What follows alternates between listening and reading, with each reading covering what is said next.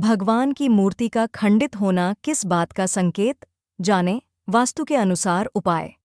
हमारे यहाँ के लगभग सभी घरों में देवी देवताओं की पूजा की जाती है।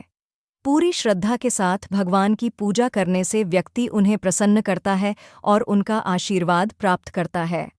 वास्तुशास्त्र के अनुसार घर में एक विशेष पूजा स्थल होता है जहाँ भगवान की मूर्तियाँ रखी जाती हैं।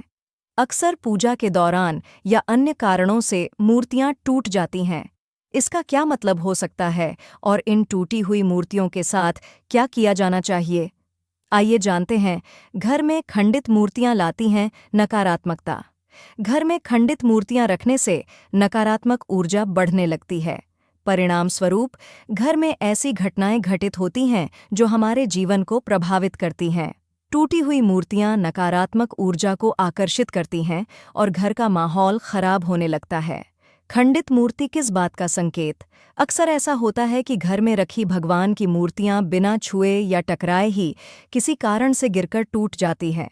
जब भगवान की कोई मूर्ति इस प्रकार टूटती है तो उसे खंडित कहा जाता है। ऐसा माना जाता है कि अगर घर में कोई बुरी चीज़ प्रवेश कर जाती है तो आपकी पूजा के कारण भगवान उस बुराई को अपने ऊपर ले लेते हैं, जिससे मूर्ति नष्ट हो जाती है। वास्तुशास्त्र के अनुसार यदि मूर्ति इस प्रकार खंडित हो जाए तो उसे घर से बाहर निकालकर नदी में बहा देना चाहिए। क्या कहते हैं धार्मिक शास्त्र? अगर हमारे घर में लगी मूर्ति किसी कारणवश टूट जाती है तो यह भी हमारे लिए एक शुभ संकेत है। हम मूर्तियों की पूजा इसलिए करते हैं ताकि हमारे घरों का वातावरण शांत रहे और भगवान की कुछ शक्ति वहां प्रवाहित हो। अगर मूर्तियां टूट गईं तो इसका मतलब है कि भगवान ने आपको कष्ट से बचा लिया है। इसलिए टूटी हुई मूर्ति को घर से हटा देना चाहिए और विधिपूर्वक नई मूर्ति स्थापित करनी चाहिए। क्या करें खंडित मूर्ति का? भगवान की टूटी हुई मूर्तियों को जितनी जल्दी हो सके घर से हटा देना चाहिए। घर में लंबे समय तक टूटी हुई मूर्तियां रखने से नकारात्मक ऊर्जा प्रवेश करती है। एक बार भगवान की मूर्ति की प्रतिष्ठा हो जाने के बाद उसे लावारिस नहीं छोड़ना चाहिए या पानी में प्रवाहित नहीं करना चाहिए।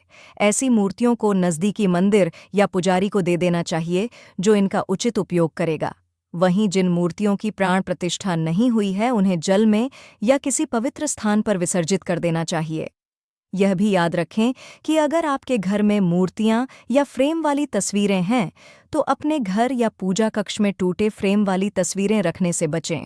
अगर आप फोटो रखना चाहते हैं तो फ्रेम बदल लें या नया फ्रेम लगा लें।